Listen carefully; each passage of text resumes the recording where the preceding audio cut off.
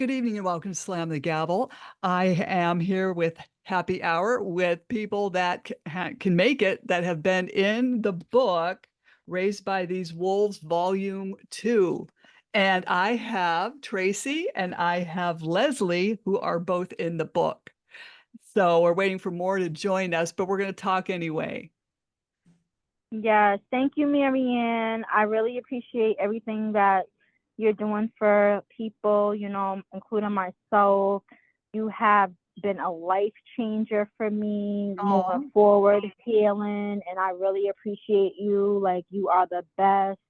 And oh my goodness, I can't even tell you enough how grateful I am to meet you and be a part of this mission that you're on, and you deserve a huge reward because you are saving lives. You definitely like helped me move forward in life, and I really appreciate the opportunity that you gave me. Seriously, you're a lifesaver.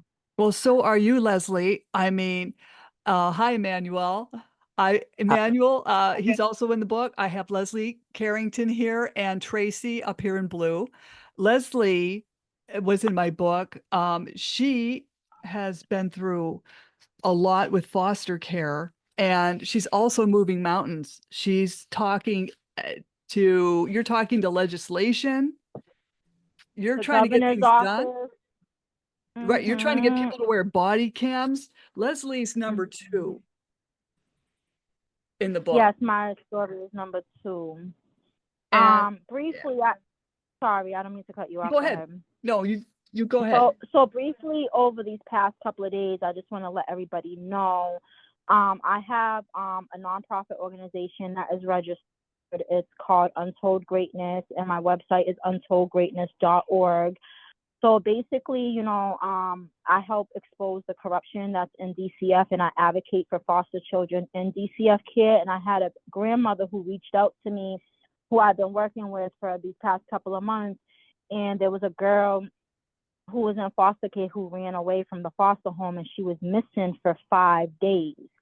And Mm. DCF wasn't doing anything about it to find her. They wasn't putting an Amber Alert out for her. They just was like, "Yep, she's out there, whatever." We made a missing report, and that's it. So I contacted the detectives and just trying to help see what I could do to find her. I posted a picture on my business page, Untold Greatness, and I literally found her in 2 hours.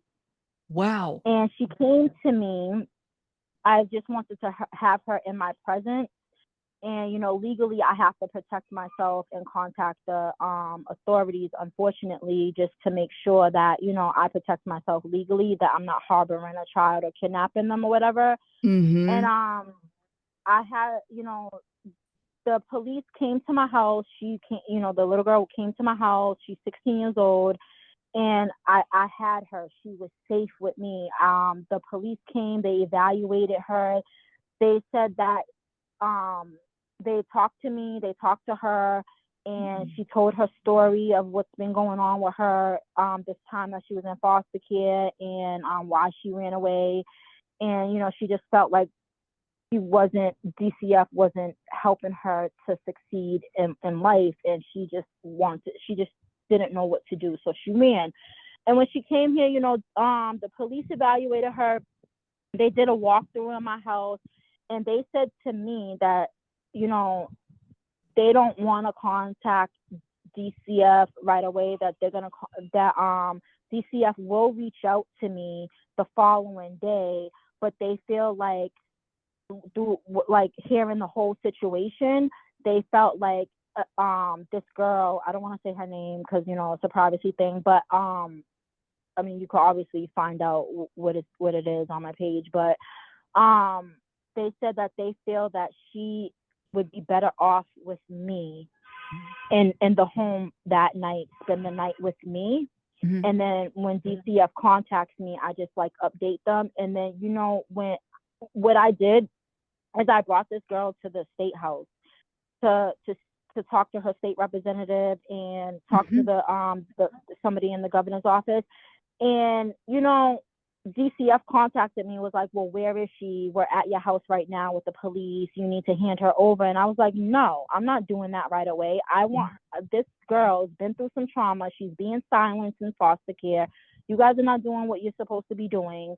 And I'm here to help her get her voice heard. And I said, if you want to come and get her, she's at the state house. Come and get her. And they came. And we was in her state representative's office, and they came and they said that they had a court order to take her, and there's really nothing that I could do, that they have legal guardianship over her. And they came as if they was heroes, like they was the one who found her. Like, you did nothing to help locate this girl, but now you just want to take her from me where she's safe. Like, it just didn't make any sense. So now I'm working on right now, because I have like resources that I reach out. I'm working with the Boston Police who work with youth, and right now we're trying to get establish a group home for these kids. That's my next step, so that DCF can't legally just take the kids like how they took them if they run to me, you know? Yeah, that's awesome. Protecting them. She was missing for 5 days, and like it was just ridiculous. I can't imagine. Yeah, because I was showing everybody your picture. I don't. Yeah. Yep. So that's. Yep. And I don't want to cut you off. Were you still talking? No, I'm done. Keep continue. I just wanted to say that, and I just wanted to say thank you for helping me to heal and move forward, and thank you for everything that you're doing for everybody. And I think that you have a powerful book. I've been passing the book out to everybody. The last people that I'm gonna give the book to is the Boston Police, and I haven't even gave them a copy of the book yet. I'm like, yeah, you guys are in the book. This is what happened to me when I'm in foster care. Like, so yeah, I've just been passing your book around and just getting it to the proper authorities, and you know, they're reading it, and hopefully we can move some more mountains. That's it. And I'm done. Thank you. Oh, you can talk. No, hey, we'll have you chime in too. I have Emanuel Shetler on. He is story number 3. Oops, I have your picture here too. You had an amazing story on Amish life, and that's your new wife. It is. Yeah, I interviewed you twice. I think it was two times or 3 times. It was 3. I think 3 times. Yeah. Yeah. Your story was incredible. So how's married life? Pretty much the same. We were just like kind of just to continue, but yeah, I can't complain. Yeah. I'm so glad you put your story in this book, because everyone, you know, I mean, I knew you grew up Amish, but you shed light on what's really going on in these communities.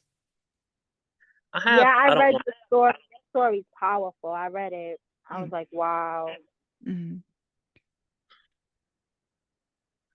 Like, sometimes I don't want to say it on here, but it kind of, because I was going to try to get in a state police, but I'm very disappointed. That's all I can say. Yeah, they put you through the meat grinder. But even because I was gonna do the Kentucky State Police, I applied and was been going through. So it they kind of gave me a shaft where I realized that their morals and my morals are not the same. But so there'll be something else. That's kind of, I love psychology anyway.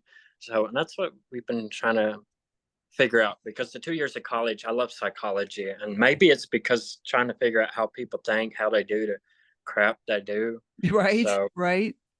Yeah, and that's something I enjoy. So I don't know. We're kind Yeah. of in limbo.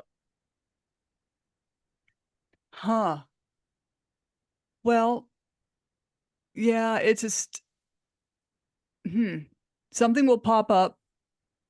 It If always you need does. any help, with anything, please reach out and I'll help you as much as I can and direct you with my resources if you need it. I would love, because that's what we've been trying to do, is figure out like how to help children. I don't know. In a way, I have to say, with what happened to me, it never veers, like the false allegation. It never goes far from my mind, so it always scares me to even try to um, Mm. like have anything to do. Like because I love kids. I mean, I love Mm-hmm. watching them grow. Learning stuff. Where they have a chance, especially these kids that don't have a chance. But it does scare me. Yeah. It's something that I realize how easy it is for false allegations, and Mm-hmm. that's what we're trying to work on now, is do a child care something. We're just not sure yet. But Mm-hmm. thank you so much for doing the book. It's amazing. It's sad, but it's amazing. Like the stories it's just sad what people have to go through.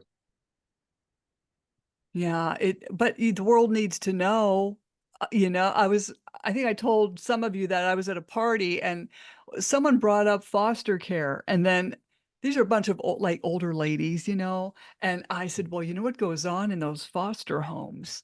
And so I started saying things, and this older lady, she covered both her ears. She says, I don't want to hear it. I don't want to hear it. It's like, well, you know, you got to know the stuff is going on. There's like, That's I think that's the issue that we've been running into a lot. The people, they think if they don't know, they're not responsible. ah, Because I will say one thing that happened when I had to interview with the state police. Um, and I was very disappointed because I said, it really concerns me with the Amish kids of how, they're treated, the slave labor, the sex traffic, and all that stuff. And his exact words were to me, if they leave us alone, we'll leave them alone. I said, are you kidding me? I might even cussed. I said, they're raping their kids. yeah. Like, what are you saying? And I was so disappointed. It was a gut punch to me. Mm-hmm. If we could get these kids to speak out and expose the experiences, because the thing is that DCF is silencing them, right? And they're making it seem like these kids are bad kids, but it's the trauma that they're going through. They're acting out from the experiences, not only what they're going through with their family issues, but what they're going through within the system. And I think if we get more children to speak out and let their voices be heard, like they don't know that they could go to the state house and advocate for themselves. Maybe the state house may not be the best, the only resolution, but there's other things they could talk.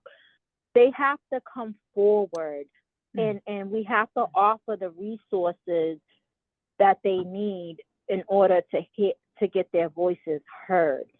And I think if we could get these kids to come out and speak up, I think that's when they'll probably, I don't know, I don't have the answers to everything. I just feel like they're being silenced. Like me, I was silenced, and I feel like if I just could get these children to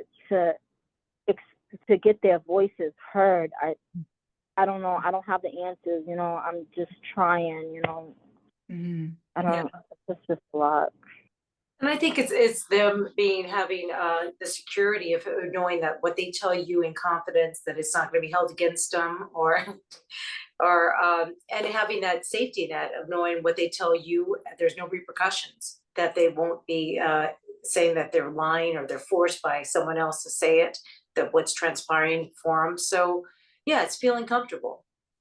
I'm 14. And another thing, not to cut you off, but another thing too, these children don't know that they have their lawyer to represent them. So a lot of people don't, a lot of the children don't even know that they have an attorney, or they're, it's a lot. Like, if the attorney can advocate for these children more than we can when they go in front of the judges, and they could speak up for their client. But the problem is that these children don't even know that they have this opportunity to have an attorney represent what they want. So if they don't have that knowledge, knowing that they have an attorney, because attorneys are supposed to represent us, and they don't know that they could go to their doctors and speak up about what's going on. Because the doctors and the lawyers, what I was taught in life, you never lie to your lawyer and you never lie to your doctor, because those are the people that can help you the most. Mm-hmm. You know?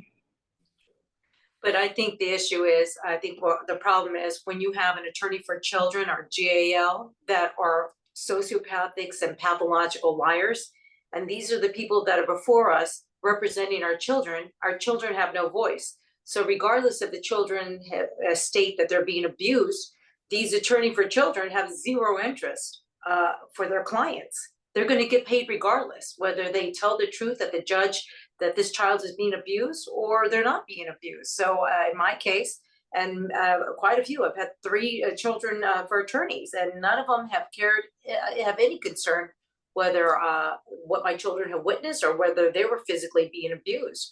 So it's just kind of, they're used as pawns, and they have our children have a dollar sign. So whether my children confess or anybody's, it's a huge problem everywhere. These attorneys for children are appointed, and they're getting away with the lies and not representing their so-called clients. So it's hard for a child to confide in their lawyer when their lawyer is not doing the best in any concern for their client. And see, that's where I step in, and I'm advocating, and I'm the voice to make sure that the lawyers in DCF is doing what they're supposed to be doing. Because if the children are coming to me and telling me that this, that, and the third, you know, then that's when, you know, I'm able to speak up for, be like, no, you know, this is the truth behind everything. Mm-hmm. Yeah. I have to do 100% as far as the corrupt GALs, attorneys. You're 100% right. Dollar signs is all they see. Absolutely. Yeah.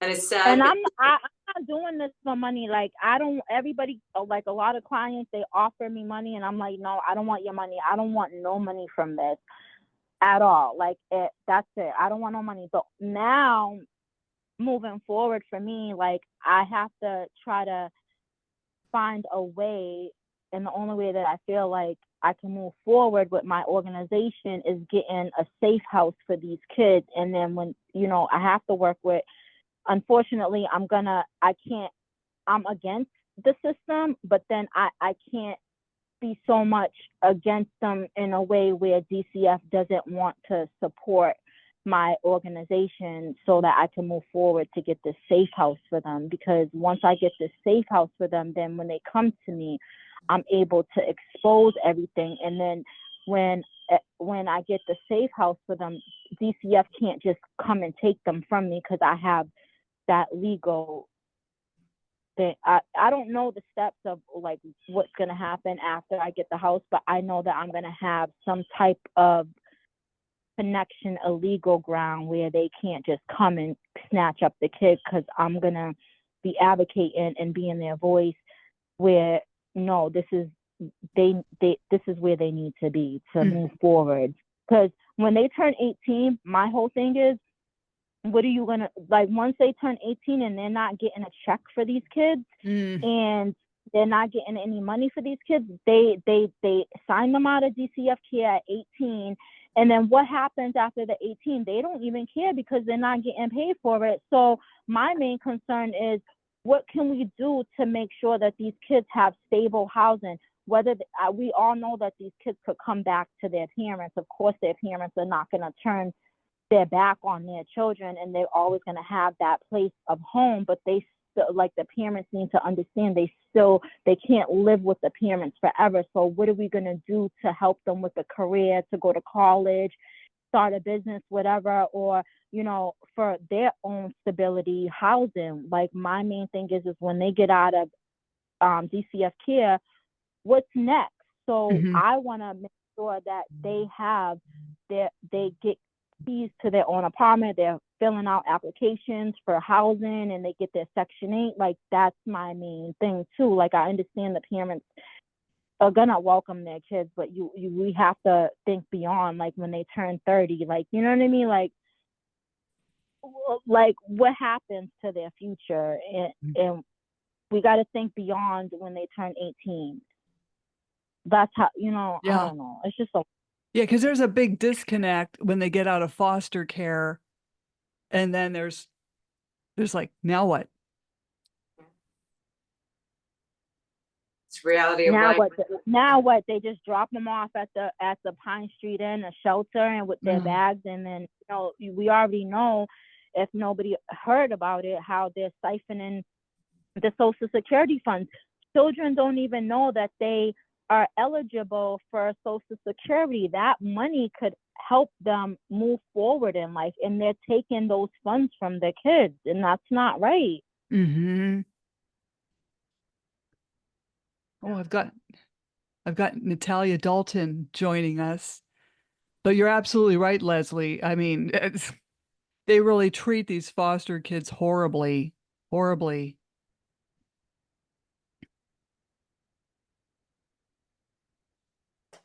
Hello, Natalia. I don't know if she can hear me. Hi. Hey, there you are. How are you? I just came back from Germany. Oh, yeah. Deutschland. I was in Germany for 2 weeks, visiting Austria and Germany. Oh, wow. The rain stopped though, right? Yeah, I did. Finally. Oh. So what is the Zoom for today? Oh, hey, it's all about the book. And I have Leslie Carrington on, and I have Emanuel Shetler on, and Tracy Armes on. And so I welcome you. And we're just talking about the book and, you know, what else is going on in our lives, things like that. Yeah, I'm still waiting for my Supreme Court case. It's been months that I put that document in, and I haven't gotten a response. Oh. It's sad. It's like they don't take what you write serious enough to make a quick action, and it's, the more time that goes, I'm still not seeing my son. So. Oh. Yeah. You know what I wanted to do, Maryann? I want to go and see if there's a way I can go and see him, I guess, somehow. I don't know. Yeah. See, yeah, I mean, you're in a bind, like a lot of people here are in a bind that, they just roadblock everybody. And you can't see your kid. It's horrible when you have a nutcase running the courtroom like a 3-ring circus. I'm telling you. It's sad that they have so much power that they know that there's false rulings or false stipulations, false allegations. And even if you beat these false allegations, you have to deal with the sociopathic, pathological liar for children that are condoning this and prolonging keeping the safe parent away from the children for no reason. Absolutely. Right. I'm going on 4 years for zero reason that I haven't seen my child. Right. So, because everybody's adhering and following a fellow member of the bar, my ex-abuser happens, that's a lawyer here in New York. So this is sad. And you sit here and we go by every holiday that's just very dark and depressing, that things the good parent would be doing and be involved with our children. And because of these deviants of the court, these tyrants that are have just feel that they're controlling the victims' lives. They have no idea what type of good parents we were, but yet they're going by hearsay and their personal opinion. So yeah, you know, what's even sad is you don't even have your family on your side. My mom and sister have been writing me all these messages that I was in Europe, that I'm a horrible mother. How can I travel? And, you know, I don't care about my son, and they're going to tell my son what a horrible mother I am. And this is my own mother and sister. They're sick. They're sick. This is where your psychology comes in, Emmy. exactly. Yeah. I got 3 words. I mean, they sound jealous. Okay, go ahead. Sorry. Off. Well, say it, Emanuel. Cut them off. My whole family was against me, and is still to this day, because my girls got molested and they kept it all a secret. My whole family did. And yeah, you would think your family knows you, right? I mean, why would they doubt and like be so against you? And I mean, like my family knows my ex and how crazy it is, and now I feel like they're on his side and against me because I don't have the custody. people naturally winning side is one thing I've noticed. It doesn't matter if it's family, politics, and people don't like to use their brain. It doesn't have to make sense. I've realized as long as as they can convince themselves that what they're doing is okay or somewhat okay. I don't know. It's sad and it sucks. It's the worst kind of backstabbing you can get when your own family does that to you. Mm-hmm. Mm-hmm.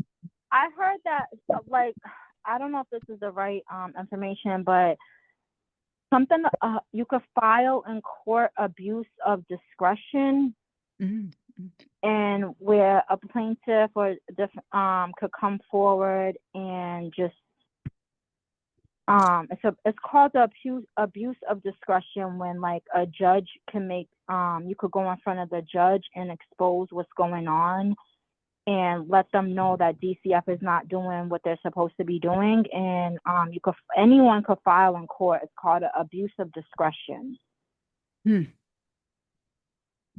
I don't know if that's helpful. Yeah, but no, but here's the problem. What about if you have a case like mine where the judge is just one-sided, and it doesn't matter if you have the evidence of CPS and everything, they're just against you. They don't want to hear anything that you have to say, even the professionals or whatever. They're just, they made up their mind. They're just going to rule on the one side, and that's it. Because my judge is very biased, and she's doing this to all, like 3 or 4 parents already, giving the children to the abuser. Judge Kemmler in Virginia. Yeah. Can you exactly. get it moved to a different? No, she's the chief judge of the Alexandria court, and my child lives with his father in Alexandria, so I live in Fairfax. So, but the same thing is happening in Fairfax, because I'm part of an advocacy here in Virginia, and the judges in Fairfax are just as bad. I'm dealing with a child support judge in Fairfax, and that case is horrible too. I owe $22,000 on the income I never made in my life. Yeah. Natalia's case parallels mine with the child support BS. Terrible. Yeah. So yeah, I mean, we can have all these people like professionals, doctors, CPS, maybe good ones, but if you have a judge who's corrupt, who doesn't follow the law, you really don't have a case. You could sue a judge too, right? So if they're not doing the right thing, put a lawsuit against the judge and expose the judge. Okay, but here's the problem. All these politicians in Virginia and all these, we can't even vote for our judges They're all her friends. We've gone so many times to complain about judges, and they don't. Even the judicial committee, that we have to go to for her to be reassigned to on the bench. They didn't care about our complaints, and they put her back on the bench for another 13 years. We can't even vote in Virginia for judges. We have like no rights. It's all political. It's all about who you know, and it's really a lot of corruption here. Unfortunately, it's like they don't even follow the laws. You know, you try to put laws in place here in Virginia, and they're all friends. They don't listen. Well, your judges are appointed in Virginia, right? Exactly, by political people in the same party. Oh man! So like it's terrible. Well, my judge was just filed. He has a suit against him filed by James Kelly. So he was, we shall see if what happens to this judge. Now, a lot of the times, you know, they just throw these out, but it'll be interesting to see because, James Kelly was my ADA advocate and my paralegal, and he got incarcerated for contempt for attempting to record my court hearing, and got 30 days incarceration. So our rights have been taken away, and these judges have zero accountability and immunity. That's the problem. You know, even me, my story, I was put in jail for reporting abuse. I mean, what? That's insanity. Yeah. Protect your child, go to jail. I have no criminal record. Yeah. Immunity when it's fraudulent concealment, and you could prove that they're fraud, they don't have immunity for fraud. The immunity goes out the window when they're being fraudulent. Like, they don't have immunity. They can't hide behind immunity. They can't hide behind immunity when you could prove that they're being fraud. They've broken the law. Correct. So. Right, but here, I'm going to go back to Virginia again. If they're all friends and it's all political, it doesn't matter who you complain to. They're not going to listen. If I want to file a complaint against this judge, I'm going to have to go out of state. Somebody who's doesn't know her, and hope that they listen and do something about it. But as long as I'm trying to file any complaints against a judge who's very well known in Virginia, really are up against the wall with that. Well, even when sadly, nobody's done. Right. When I filed for my federal case, the opposing attorney, when I was dropping off exhibits, hauled me into a boardroom and said, "Hey, I can tell you've been to court, but I can tell you how this case is going to go. I'm going to get this case dismissed. And this is pretty much how it's going to go because I know both those judges in the federal courthouse. And that's pretty much how it's going to go." So I ran and put that into an affidavit, and I submitted it to all parties, and I did get him in trouble. I mean, so something, I may have lost, a battle, but I won a small type of war. Yeah. I don't know. Even in my case, my ex-attorney is very well connected to the judge. His office is right connected to the courthouse, and they're friends. They wink at each other in the courtroom. Write the orders. Okay, so let me tell you what he told me. This judge will never give you back your son. You're wasting your time coming to this court. I know the judge very well. Once she makes a decision, she will never she'll never change her decision, even if she's wrong. Good. Yeah, you gotta start a paper trail. Starting a paper trail is very important. Like, document everything. Like Maryann said, she wrote an affidavit. You got that affidavit holds weight too. That's a legal document, and you could use that affidavit in court if when you get it notarized. You have to get an affidavit notarized. Did you get that notarized, Maryann? Oh affidavit? Yeah, I took it right to AAA, and I was so happy to get it. Well, time stamped because they do their little stamp, and they even made me copies for free because we belong to AAA, and I happily sent that out. Yeah, they need to know about each other's behaviors. Absolutely. For what it's worth. Yeah, start a paper start a paper trail and document everything. Yeah, it's just I think a lot of the problem, though, if you try to sue a judge, is you have to get an attorney that is ruthless and has no ties to the judge. Otherwise, you're wasting your money again, unless you can do it yourself. mm, Yeah. Yeah, It's- pro Well, se is I had an attorney, poor guy. He was doing stuff basically pro bono for me because he could see like my judge, how corrupt she was, and he put her in her place. Well, then he defended the people who, the 6 people on the riot, on the Capitol. So I think it was a political thing too, but they just barred him. But, anytime he saw injustice, he was like up there speaking out against it. He went on radio shows with me and stuff, but the poor guy lost his job. mm, So the good ones that speak up, they either get killed or they lose their jobs, right? right. That. that's I mean, wow.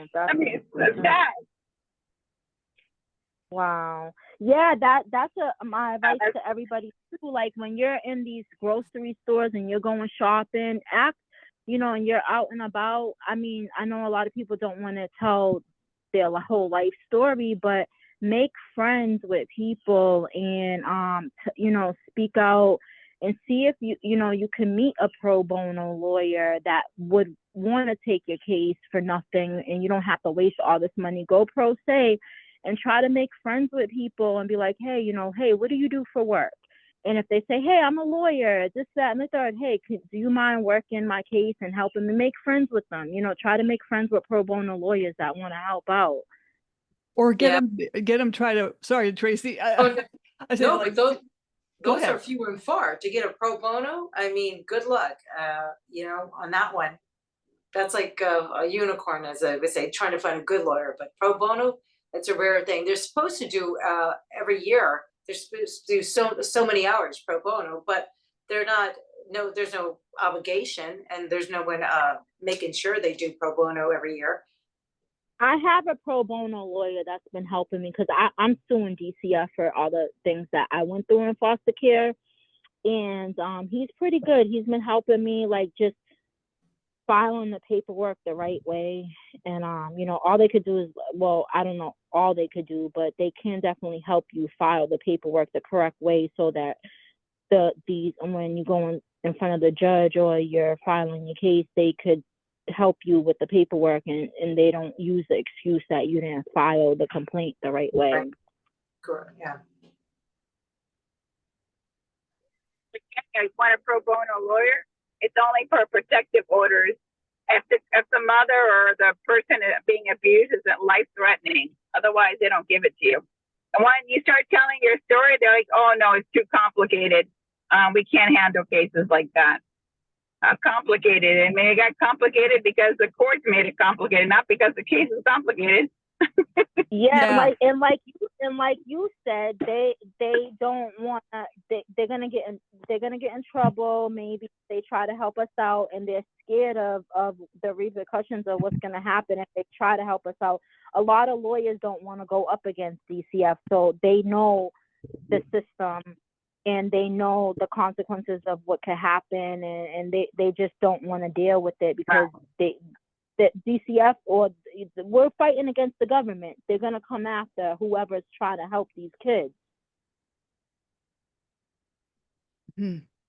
So, yeah, hopefully we could just get the right people to help us, to have a heart. And not, I even went to my church. But yeah, it's all about the money. problem is a lot of and all these lawyers, they're like, well, I know that judge and I don't have a bad experience. I don't want to get on her bad side. Yeah. Yeah.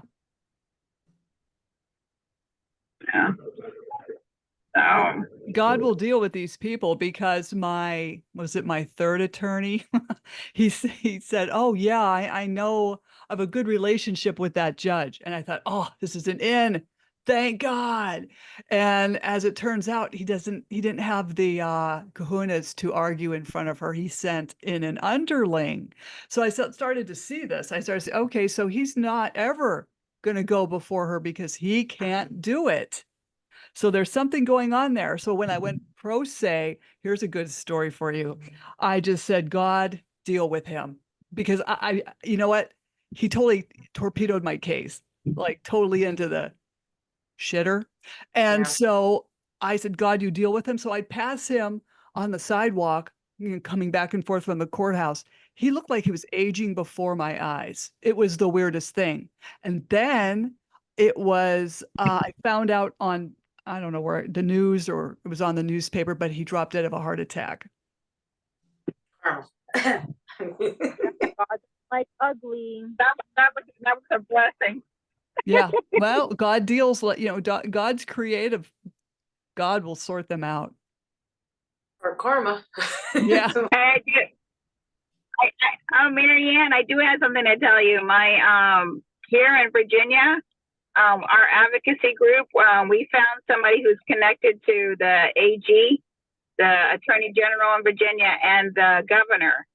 So she's trying to help us to get a meeting to see about changes here in Virginia, what's happening in family court with these cases with CPS and judges not taking abuse serious.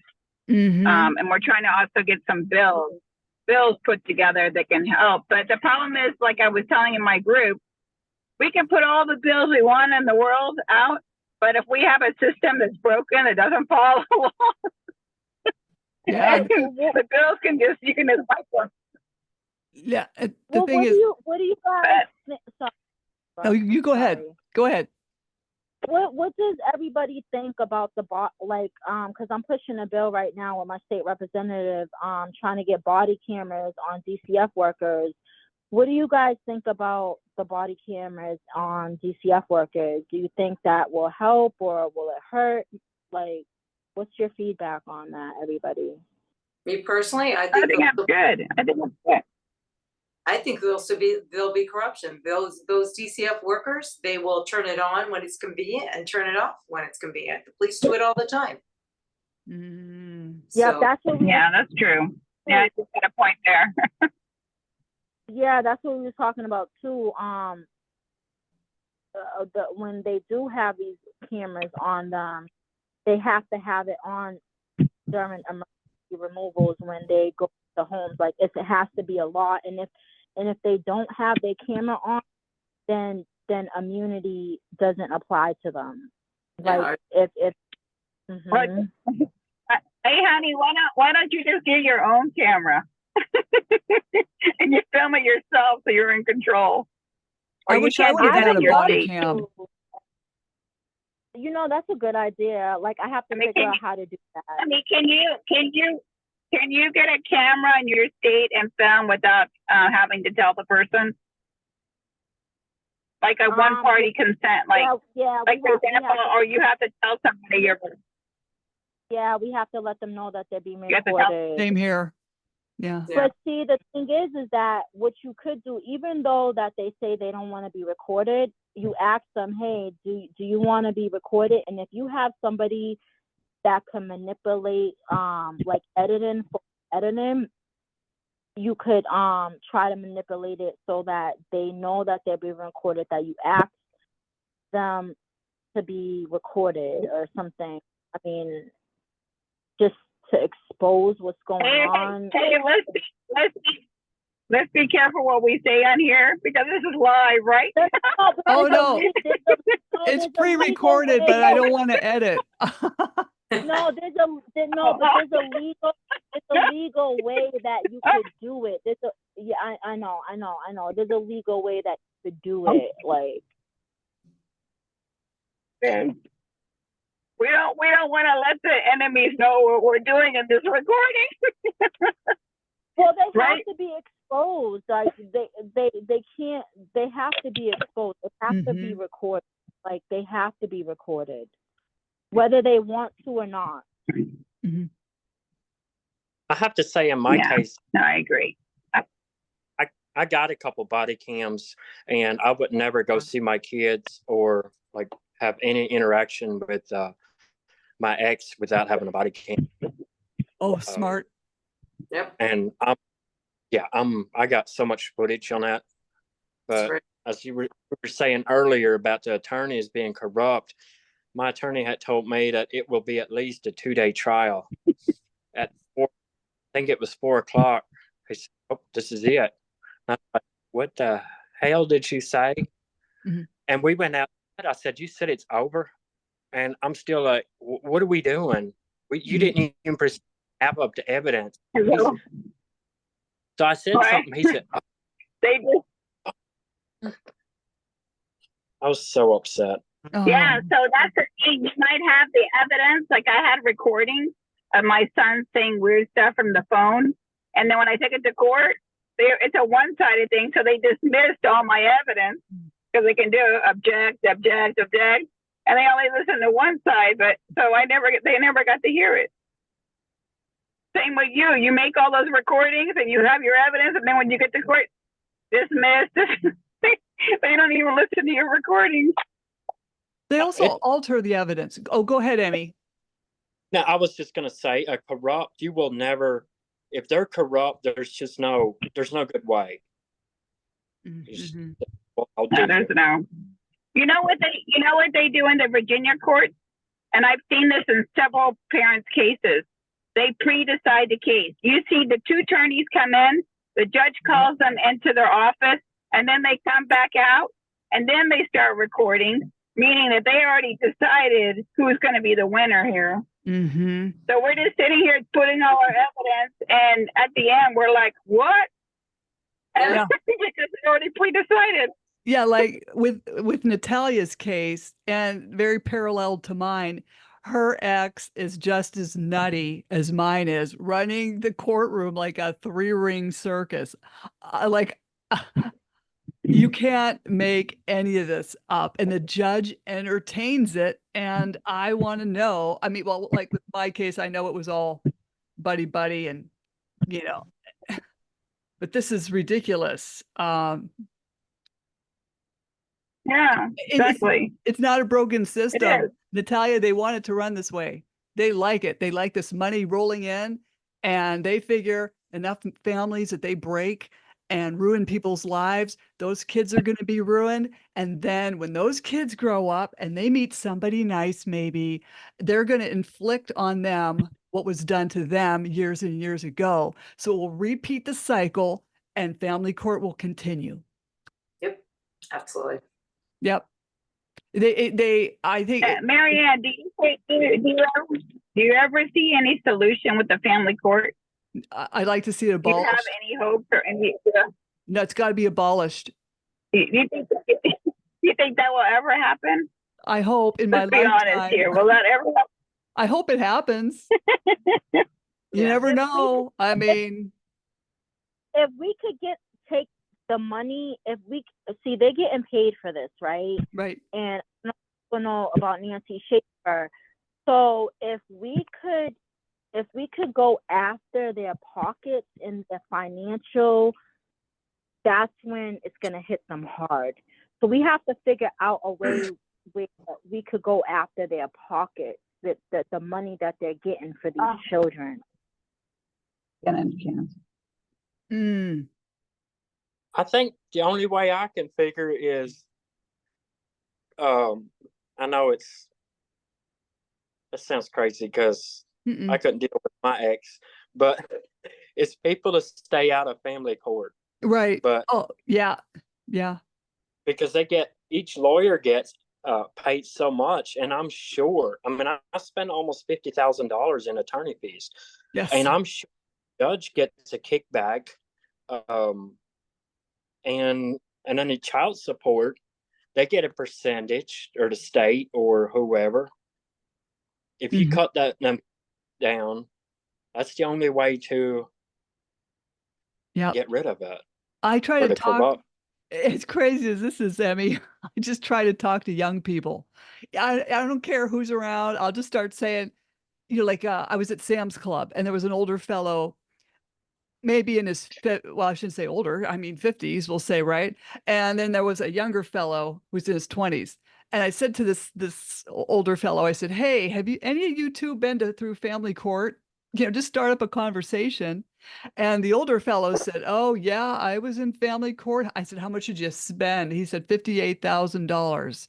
And he said he finally got custody of the kids, but then their relationship, they started co-parenting better because she had remarried. So when she remarried, I don't know, they were just happier then, I guess. I don't know.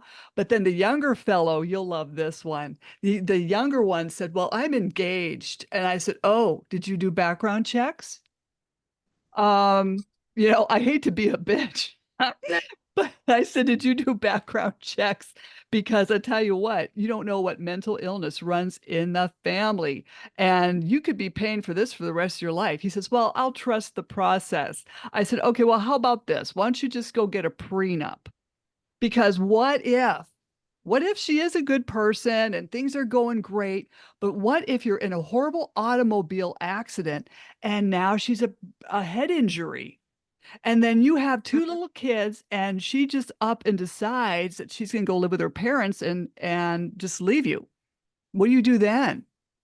I said, you've got to maybe somehow an idea. I don't know if it would work or not. I know lawyers that have said, well, I can break any prenup, but maybe if you put in a prenup that, whatever happens, if this doesn't work, we're going to share the kids and co-parent. I just put it out there to him. And we continued to talk with that older fellow, and that kid slithered off.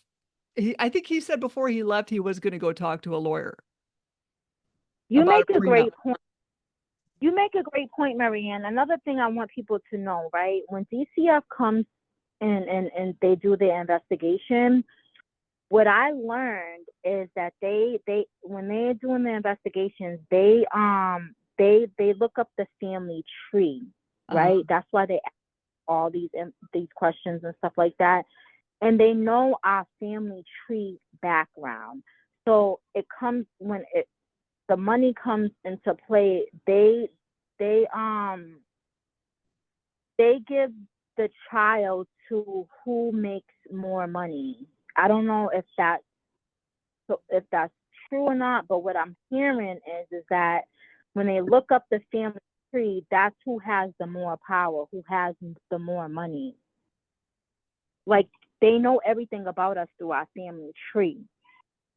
So if like the father, if they're investigating and the father and the mother, and if the family, whoever's family and whoever's parent has the most money, that's who they side with. I don't know if that's true, Karen. I think in most cases, I would say money talks. In my case, it was the opposite. I was the one that they cost me my career as a registered nurse, but yet they went after me for child support after they made me lose my job. So I don't know what they were thinking when they thought they were going to get close to $900 a month in child support. It just didn't happen for them. They just totally shot themselves in the foot. I think they found that out later. That's what they get. That's what they get. I mean, well, he was married to a clerk in the courthouse, and I don't think they're very bright. Or maybe they are. I don't know. But this one, I don't think is. So they shot themselves in the foot. And that was with the second indication of emotional child abuse that I was expunged from. But during that time, that's when the hospitals wanted background checks, your fingerprints, and your child abuse clearances. And I could give them the other two, but not the child abuse clearances because my child abuse hearing wasn't until December 4th, and they were terminating everyone on the 23rd of November. So it's like, well, I can't do anything anyway, even if the date was prolonged, because December 4th, you'd have your hearing, then you've got to wait another month and a half to find out the results. So, I went to a child support hearing and I said, who was the ding dong that filed the second indication? I just sit and laugh at them. I just had to I don't know. They're that corrupt. They are that bad. Needs to be knocked down from ground zero and start build up again. But that's the only way. You can't put a Band-Aid on the Titanic. No. This is the problem. I mean, this is And just abolish family court. absolutely. And I think that it's getting more and more awareness that everybody is using that word from Maryann that started that, but it's absolutely needs to be abolished, needs to be taken away, knocked down, and there's no educating these judges. They know, they're completely familiar with the law. They're not the brightest, the sharpest tool in the shed. That's why they become judges, because they can't become a partners at their law firm. But yeah, this is the bottoms. The pickings are slim for you can't say that that judge was so knowledgeable and just so honest and fair. But no, half these people don't even know the law. No, and Tracy, and if they've been in family court for 14 to 20 years, that's actually a demotion for them. They haven't moved up to like criminal court, something more prestigious. So so Emmy, do you know how long your judge was in family court? I do not. Okay, you might not know. But I do have something to add to you saying the judges ain't that smart or they do whatever. Yeah. Well, one got shot down here in Kentucky by the sheriff. Oh, because he sent a picture of his private part to the sheriff's daughter, and a lot of the town is coming out saying he was just doing whatever with underage kids, and the sheriff went in wow. 9 times. We wondered what happened with that because they didn't say who, they didn't say, and in Emmy, you guys, they don't mention attorneys that are representing these people either. Exactly. Yeah. Nobody We had. gotta educate the children. We gotta get the children to speak up and expose them. Like us adults, we could do all we can do, but if they have the children speaking up, like, come on. We have to get these children a voice because they're being silenced. It's almost these And children. they don't know the system. They don't know that they're young. They don't know until they get older, until they have their own children. So then they see for themselves, Because it reminds me of a Black person that was trying to help back into slavery. And I forget the name, I apologize. But she said she could have helped a lot more people if they only knew they were slaves. You bring a good point. Do you even know how DCF originated? They originated through slavery, right? So back in the day, like the police, we used to be the slave catchers. So what would happen is that when they caught the slaves, they would have like 10, back then we had a lot of children, right? So what would happen is that the slave catchers, which were the police, that's why I feel like DCF should have body cameras too, because they are the police, right? In a sense, and they have a lot of freaking power, and the police themselves are scared. Like, it doesn't matter if you're the judge or the president, you still could get your kid taken from DCF. Mm-hmm. But like, what happened is that the police station, when they used to catch the slaves, the police station became overwhelmed and overpopulated with more children than adults. And that's how DSS, back in I guess they was known as DSS. That's how DCF originated through the police, because they had to come up with a separate system to house the children. That makes. Oh, well, I don't want to keep everybody too long, but I'm glad we all talked. Does anyone have anything else they'd like to add? You're amazing, Maryann, and thank you for writing this book, Raised by the Wolves, Child Trafficking and Foster Care in the Court System, Abolish the Family Court, and let's expose these people and let's get these children's voices heard. Absolutely, and it's educating everyone else and making everyone as well aware. Than some people that are just stepping into this. this sewage of corruption, that it's completely naive what they were taught in school, all of us, that the justice system is just. And this is what, the more we come out, and thank you, Maryann, for exposing this and sharing all their stories and exposing all these judges and everyone else. This is the only way people that won't be so naive and that are not familiar and still think that the laws are in our favor and that are just. The scales of justice, they are not. And this is what we're all speaking out about, especially on your platform. And we thank you so much for everything you're doing for all of us. And I thank all of you for speaking out, which gives other people strength to speak out. You know, it's great that everyone is starting to speak about these issues that are so devastating, not only to their children, but also to the parents themselves. Yeah. I agree. I think the parents need to be educated just as much as children, because I had no idea when CPS first came in my house. If I would have known half of what I know now, they would have never set foot in my house. But it's like, oh yeah, we'll just do this and we'll be out of here. And okay, it sounds good. I'm sure they're in for the good of the children. Right. 100%. I'm with you. Same, my mistake, my error too, because I had nothing to hide, and that's what we do. Well, We let them in, and that's the worst other deviant that you should not ever even put in your doorstep. So, and I have no problem recording them. Now it's too late. By then, I was naive, and I thought, oh, I'm gonna show them that I have nothing to hide. Oh no. Same here. Same here. Right. Proof ain't worth a crap. Absolutely not. Nope, absolutely not. So that's the hard lesson that we need to enlighten everybody in, that you do not let them in, not even past a doorstep. And you know, it's no problem. We get that phone out and start recording them. It's fair game. 100%. 100%. Yeah, for accountability and transparency. Absolutely. Yeah. So They lied so many times. I realized the first time they were here.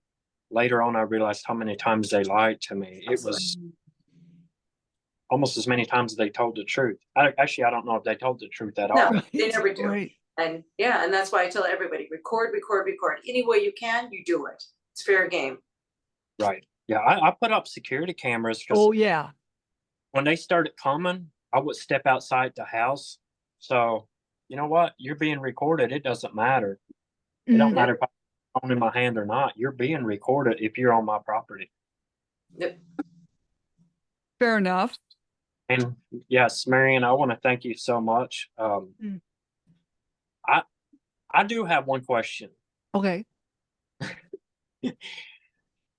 Isn't there times you just get sick of it? Like sometimes I don't. It's like I don't even want to talk about it. Like how do you keep? That would help. Yeah, it does help from time to time. I do keep track of, my liver enzymes, but it's heartbreaking, but it also helps distract me from my problems, helping other people with their problems. So that's how I don't know. Great. Yeah, that's how I feel better. I feel better by helping people. I feel like, I feel like I have a savior, like I was speaking to my therapist and I agree with her that I may have a savior complex, and I feel like, I want to save these children and I want to help them so much, and I feel like if I help them, I'll be helping the little Leslie who didn't. Yeah. I think all four of us here are empaths, or five because Natalia left, but we're all empaths. We want to help. We want to fix it. And we're all here to help each other. Yep. And that's what it's about. And, too bad we can't even help ourselves. That's a problem. I know. Help everyone else. Who is that? Say the ones who can't teach. So I guess we couldn't do it, so now we have to teach it. I mean, that's really the basis of it. We had to learn the hard way in order to teach And you know what we would give for anybody, and that's what we're all trying to prevent, Maryann, all of us, to tell people, do not follow my mistakes, learn from my mistakes so you won't do the same, Mhm. from letting all of us, letting CPS in and being so naive. Absolutely. And that is an amazing book. Well, So thank yeah, you. no, all of your books, Maryann. Thank you very much for just doing what you do and being a strong voice for everybody, and exposing all these people. Well, thank Thank you, you. Mary. Thank Well, you hey, so you much. guys. Oh, well, thank you, Leslie and Tracy and Emanuel. Don't jump off, okay? Slam the Gavel is a podcast to help the public understand what really goes on in these courtrooms. I am your host, Maryann Petri. You can find me on Spotify, YouTube. Please like and subscribe. Apple, iTunes, iHeartRadio, and Google, other platforms I don't know about. And I thank you all for joining me here for happy hour. So thank you all. Absolutely. Thank you, Maryann. Thank Cheers to you. you. Whee!